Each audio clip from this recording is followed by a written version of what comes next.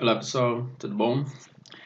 Na última aula a gente abordou o teórico Gilberto Freire e a ideia de Gilberto Freire, na qual ele analisa que, devido ao processo de miscigenação que ocorreu no Brasil, você teve uma proximidade entre o branco e o negro, né? E essa proximidade ela promoveu aí uma integração melhor da população mestiça dentro da sociedade moderna brasileira. E aí alguns pensadores posteriormente vão remeter essa ideia à ideia da democracia racial. Hoje a gente vai discutir um outro autor da sociologia brasileira extremamente importante na análise, né, da sociedade brasileira, da constituição, da formação da sociedade brasileira, que é o Florestan Fernandes. Florestan Fernandes ele viveu de 1920 até 1995. Ele foi professor na USP, se formou e foi professor na USP. Tem diversos trabalhos no campo da sociologia e ele também é considerado um sociólogo militante. Ele teve mandatos, né, como deputado federal. Inclusive, ele foi um dos responsáveis pela elaboração da Constituição de 88, que é a Constituição que rege as nossas leis atuais. E então vamos lá falar um pouco do Florestan. A gente vai abordar hoje duas obras do Florestan Fernandes. A primeira delas é A Integração do Negro na Sociedade de Classes, que foi uma obra publicada em 1964. Essa obra ele vai fazer uma análise de como que a população negra ela foi integrada à sociedade capitalista que se formava, né, no começo do século XX na sociedade brasileira. E nessa análise, ele vai fazer uma crítica à ideia da democracia racial. Nós vamos abordar também o outro trabalho dele, que é a Revolução Burguesa no Brasil. Ele vai, nessa obra, publicada em 1975, ele vai abordar como que ocorreu o processo de constituição do capitalismo brasileiro e da formação da burguesia brasileira. Então, a primeira obra que a gente vai abordar aqui é a integração do negro na sociedade de classes.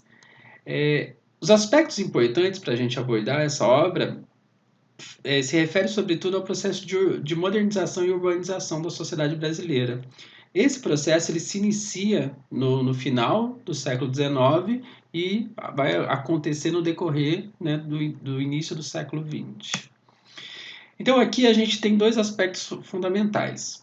Um aspecto extremamente importante, antes de abordar esses aspectos fundamentais do processo de modernização e urbanização da sociedade brasileira, que se refere a essa obra, é o seguinte: o Florestan Fernandes, na obra, né, Integração do Negro na Sociedade de Classes, ele vai fazer uma análise da cidade de São Paulo, que é a sociedade que está se modernizando mais rápido no Brasil, devido ao processo de industrialização. Então, ele está fazendo essa análise a partir da cidade de São Paulo. Então, ele deixa claro, inclusive, que essa análise ela não equivale para todo o território brasileiro, visto que, né, o processo de urbanização e modernização do Brasil em geral, ele aconteceu de maneiras diferentes e devido a cada região do país. Então, voltando à análise do autor sobre o processo de modernização e urbanização na cidade de São Paulo, ele vai colocar o seguinte, que esse processo ele traz novas relações sociais para a sociedade e também novas relações de trabalho, que agora aqui é o trabalho livre. Outro ponto importante é que a modernização do Brasil, ela se inicia, sobretudo, dentro da perspectiva do Florestan Fernandes, a partir da, da independência do país. Então, esse processo de urbanização, sobretudo, ele vai levar a novas relações sociais e novas relações de trabalho. E ele vai levar também a uma alteração na estrutura demográfica da cidade de São Paulo. O que ele está analisando aqui? Antes mesmo da abolição da escravidão, você já tem uma migração de negros ex-escravos para as cidades, buscando melhores condições de vida. Mas, sobretudo, uma política que vai ser muito importante no início do século XX no Brasil é a política de imigração europeia. Então, isso vai dar um novo caráter para a sociedade, para a cidade paulista que está ali se industrializando. Então, aqui a gente tem um aspecto importante que é a abolição da escravidão em 1888. No decorrer desse processo, a gente tem também a formulação da Constituição de 1891. Na Constituição de 1891, é declarada, então, a igualdade jurídica entre todos os cidadãos. Agora, independentemente da sua origem social, da sua classe social, da sua raça, né, todos, juridicamente falando, são considerados como iguais. A crítica que o Florestan Fernandes vai fazer sobre esse processo de modernização e urbanização da sociedade brasileira, ela se dá, sobretudo, à ausência de políticas de inclusão aos ex-escravos. Apesar da gente ter uma Constituição que vai promulgar essa igualdade jurídica entre todos os cidadãos, essa igualdade ela não transcende o campo jurídico, ela não transcende o campo formal. Então, ela não vai ser uma igualdade que vai se dar na prática, não vai ser uma igualdade que vai se dar de fato. E aí, isso tem implicações muito importantes na vida dos negros e dos mestiços, ex-escravos e descendentes desses ex-escravos, que são, primeiro, esses negros e mestiços, eles estão, do ponto de vista moral e material, eles estão despreparados para integrar essa nova sociedade, que é uma sociedade que está se industrializando muito rápido, né? Então, é uma sociedade na qual o capitalismo, ele está se instituindo de forma muito rápida dentro dessa sociedade. Esse grupo social, ele está despreparado para integrar essa sociedade porque não houve nenhuma política que preparasse esses indivíduos para integrar essa sociedade de classes. Eles também são submetidos ao preconceito, porque aqui você tem aquela ideia, né, de cidadão de segunda classe. O negro, ele não é considerado um cidadão como todos os outros. Ele não consegue gozar de todos os direitos que a população branca e até mesmo que os imigrantes europeus eles conseguem gozar dentro da sociedade.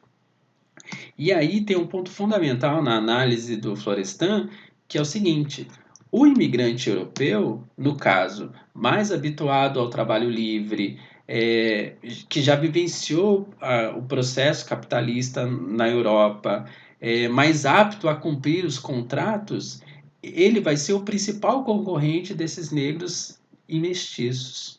Então aqui você tem uma disputa muito injusta dentro desse processo. Por quê? Porque o negro, além de não estar preparado para compor essas atividades manuais, vamos dizer assim, industriais, que exigem uma certa capacitação, né, ele tem como concorrente o imigrante branco europeu, que está muito mais preparado, que já vivenciou todo esse processo dentro da sociedade.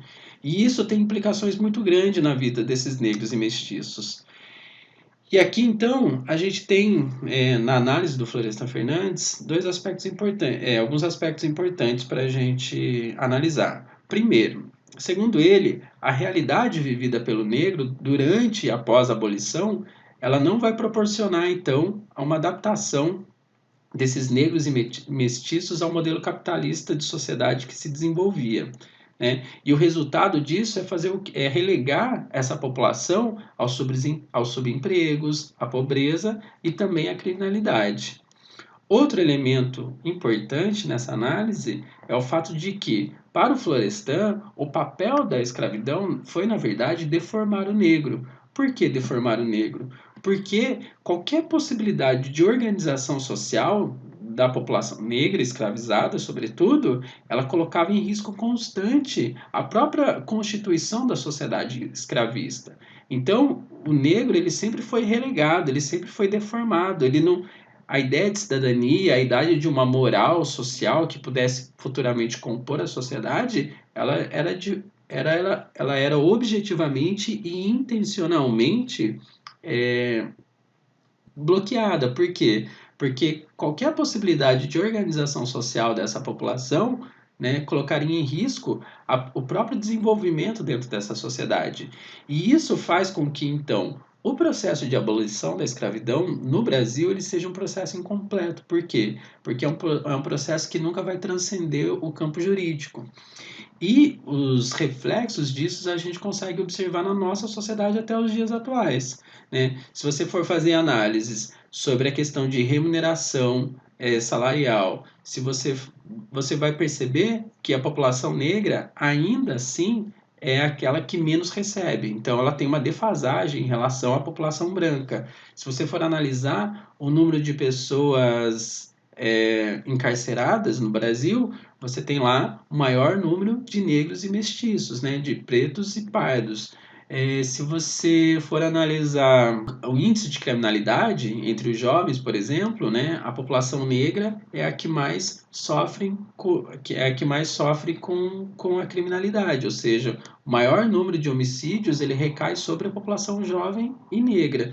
Então, todos esses aspectos são reflexos dessas políticas que não houveram de integração do negro à sociedade de classes, à sociedade capitalista que se formava no início do século XX.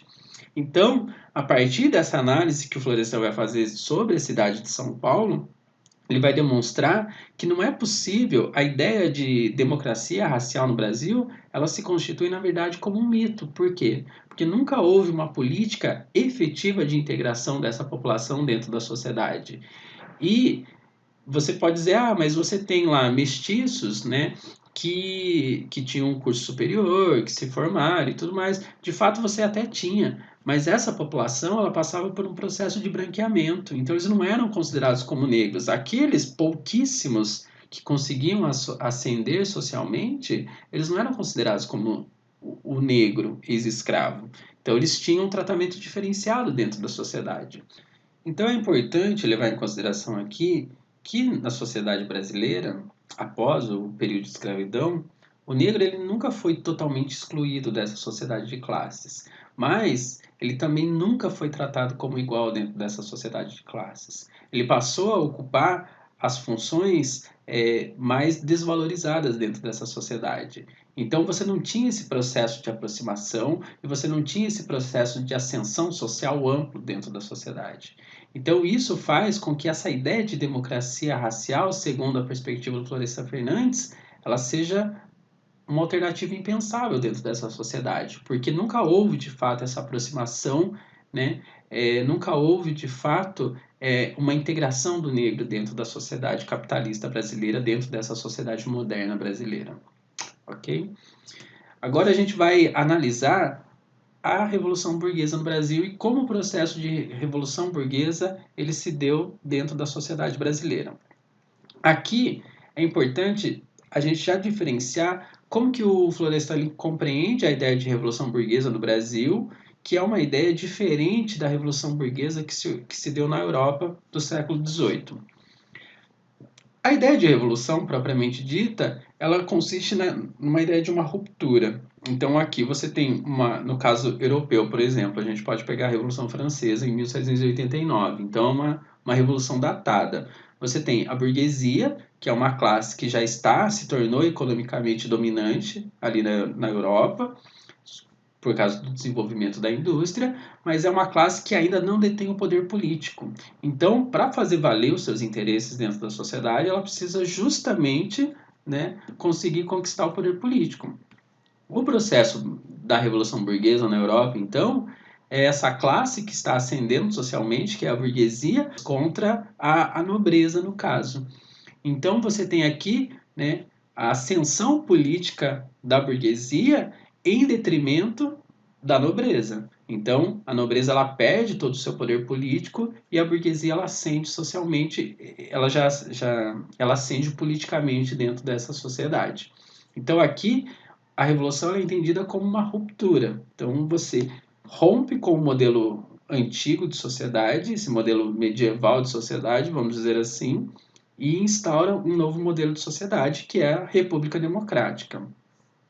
No caso brasileiro, na análise do Florestan, essa revolução burguesa que ocorre no Brasil, ela não se dá em torno de uma ruptura. Muito pelo contrário. Primeiro, também, a revolução burguesa no Brasil, ela não é um processo datado.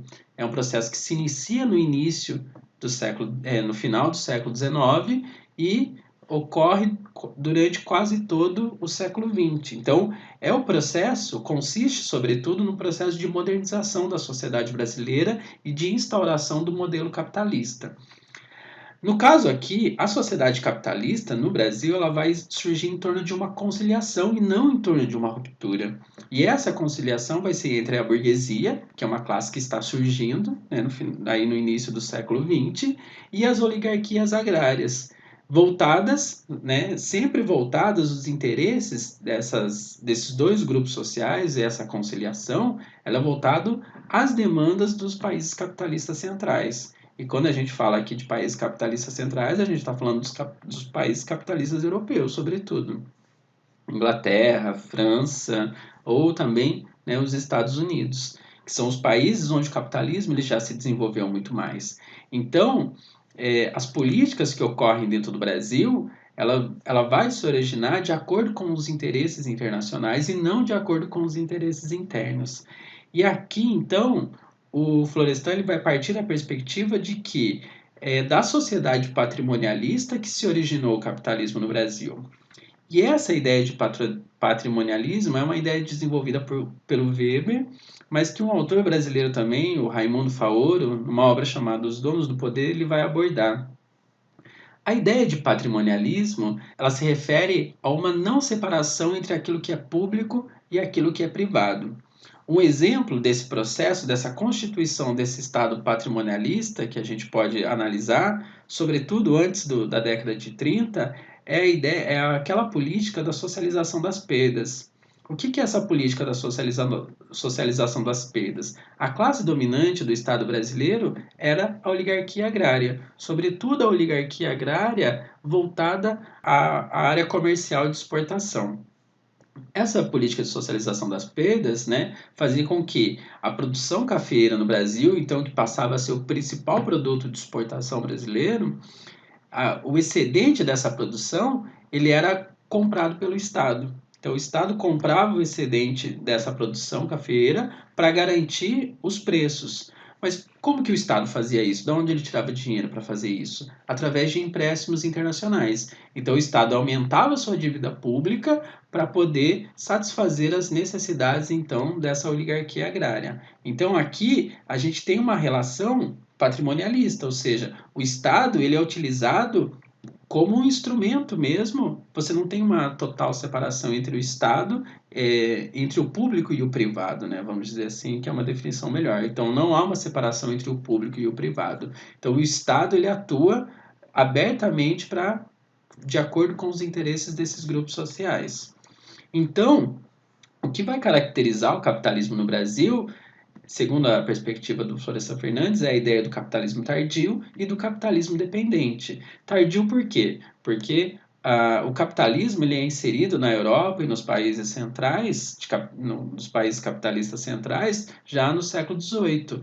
O capitalismo no Brasil ele vai surgir, né, ao final do século XIX, então, esse processo de modernização, e vai se complementar de fato só no século XX. Então, é um capitalismo tardio.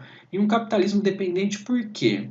Porque aqui a alteração na estrutura produtiva da sociedade brasileira, então o desenvolvimento do modelo industrial no Brasil, ele se dá de acordo com as demandas do capitalismo competitivo. E esse capitalismo competitivo seria o quê? Essa busca por novos mercados desses países capitalistas centrais. E aqui há um outro ponto importante também na análise do Florestan, que é o fato de que, apesar dele fazer uma análise da sociedade brasileira e de como se constitui o capitalismo dentro da sociedade brasileira, essa análise do Florestan, ela também é válida para a gente poder analisar o desenvolvimento do capitalismo nos países da América Latina.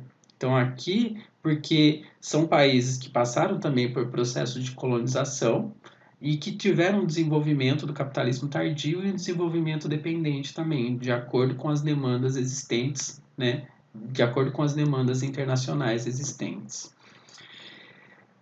Então aqui a gente tem alguns elementos importantes para analisar a partir dessa obra. Primeiro, a atividade de expansão capitalista no Brasil ela foi regulamentada pelo Estado, o que difere também da ideia de revolução burguesa que se deu na Europa. Você tinha a constituição de um modo de produção capitalista, então você precisava, vamos pensar assim, naquela ideia marxista da infraestrutura e da superestrutura. Então você tem a formação de uma infraestrutura econômica, a base econômica da sociedade, em torno da produção capitalista, vamos dizer assim, a produção industrial, E agora você precisa de um Estado, de uma superestrutura que legitime esse processo produtivo, esse modo de produção. No caso do capitalismo brasileiro, essa formação social competitiva, vamos dizer assim, ela se deu primeiro no âmbito do Estado. Então, o Estado que vai bancar o processo de industrialização. No Brasil, você não tem uma burguesia então independente que vai se industrializar e a partir de então transformar o Estado. É o Estado, através dessa demanda internacional, que vai promover o processo de industrialização no Brasil. E aí também está um elemento importante para a gente pensar a própria abolição da escravidão. Por quê? Porque se os países internacionais, os países capitalistas mais desenvolvidos estão procurando novos mercados, né, um país onde que se baseia a escravidão, você não tem um mercado consumidor. Então é necessário que você desenvolva o próprio mercado, desenvolva a própria indústria e a partir disso você crie um mercado consumidor desses produtos, né, internacionais. Outro aspecto importante também é que no Brasil foi constituído no Brasil uma espécie de capitalismo autoritário. Esse capitalismo autoritário, na perspectiva do Florestan Fernandes, ele vai unir valores e ideologia das elites lativas do poder, ou seja, da oligarquia agrária, que tem essa relação patrimonialista com o Estado, e a burguesia que surge, então, ela vai também adotar essa relação, esses valores e essa ideologia, mas também aqui no Brasil, com a formação do capitalismo, a gente vai, a burguesia, no caso, né, ou a classe dominante, ela vai também adotar uma maneira de pensar e agir fundamentada numa mentalidade racional, numa mentalidade capitalista. Então, a espécie de capitalismo que vai se formar no Brasil vai ser um capitalismo autoritário. E capitalismo autoritário por quê? Porque quando a gente fala do processo da Revolução Burguesa na Europa, você tem, então, a formação de uma república democrática. E essa república democrática, ela demanda, em algum momento, a participação política dos trabalhadores. Então, os trabalhadores vão querer participar politicamente para reivindicar os seus interesses dentro desse Estado. Na formação do capitalismo no Brasil, você tem uma repressão dos movimentos né, dos trabalhadores. Então, o movimento dos trabalhadores ele é reprimido pelo próprio Estado. A plena participação política democrática, vamos dizer assim, ela não serve para todos, mas para um grupo muito restrito dentro da sociedade. Então, daí surge essa ideia de capitalismo autoritário, que impede com que a massa da sociedade, dos trabalhadores urbanos, eles participem do processo político. E aqui, por último, nós temos o seguinte, então, esse processo de modernização do Brasil, ele se amplia sobretudo após os anos 30, né, a década de 30. Só que, com o desenvolvimento, você tem a tripla pressão em torno da burguesia, que é o quê? Essa pressão em torno da burguesia, após esse período de 30, né, quando o capitalismo ele começa, já está mais consolidado dentro da sociedade brasileira, ele vai se dar da seguinte forma, segundo a análise do Florestan. A primeira pressão seria a pressão externa, que é a expansão do capitalismo monopolista internacional. O que seria esse capitalismo monopolista? Então, você tem nesses países de capitalismo avançado a criação de grandes monopólios que passam a dominar certos setores do mercado. E esses monopólios, eles querem uma expansão. E essa expansão, então, começa a pressionar esses países periféricos, como o Brasil, ou subdesenvolvidos, como o Brasil, a adotar certas medidas determinadas, então, por esse capitalismo internacional. E aqui a gente também tem duas pressões internas. Primeiro, a pressão do proletariado e das massas populares, porque com o desenvolvimento da urbanização e da industrialização, você aumenta a massa de trabalhadores e esses trabalhadores começam a fazer reivindicações a esse próprio Estado. E aqui a gente tem também uma segunda pressão, que é interna, que é a intervenção direta do Estado na esfera econômica. Os governos populistas brasileiros, como o governo Vargas, como o governo João Goulart, por exemplo, eles começam a adotar certas demandas dessas classes trabalhadoras. Então, você tem um Estado extremamente intervencionista dentro, né, da esfera econômica, dentro da sociedade. E essa pressão dos trabalhadores, ela também não é interessante para essa burguesia. Então, a partir desses elementos, o golpe militar de 1964 ele passa a equacionar então essa tripla pressão. E de que forma que essa tripla pressão é equacionada pelo golpe militar? A primeira característica é que o Brasil então ele passa a adotar diretamente, né, esse capitalismo monopolista. Então agora nós temos uma intervenção muito mais direta dos grandes monopólios internacionais no desenvolvimento do capitalismo brasileiro. Com o golpe de 64, né, então você fecha o Estado às demandas populares, então você passa a perseguir politicamente esses movimentos de trabalhadores, movimentos dos operários. Então você desmantela politicamente a reivindicação desses trabalhadores através da repressão do próprio Estado. E, por último, aqui o Estado ele é constituído como um instrumento que vai defender única e exclusivamente, então, os interesses da burguesia e da constituição do capitalismo no Brasil. Então, na aula de hoje, a gente analisou essas duas obras do Florestan, que a integração do negro na sociedade de classes, a obra na qual ele vai fazer uma crítica à perspectiva da democracia racial, dizendo que na sociedade brasileira nunca houve, né, uma política de integração do negro dentro da sociedade, e essa falta de integração, essa falta de políticas de integração do negro dentro da sociedade, ela relegou o negro como um cidadão de segunda classe, né, ocupando os espaços menos privilegiados dentro da sociedade.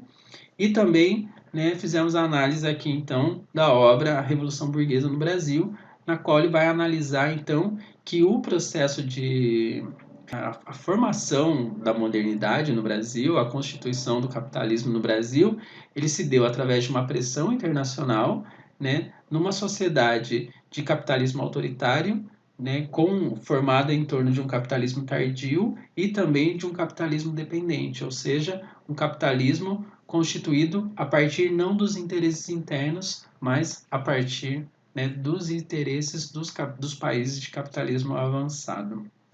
Por hoje é isso, pessoal. Caso de dúvidas, deixem as suas perguntas e até o próximo autor. Então, na próxima aula, então a gente vai discutir o Sérgio Buarque de Holanda, vulgarmente conhecido como o pai do Chico. Tá? Valeu, gente. Um abraço, até mais.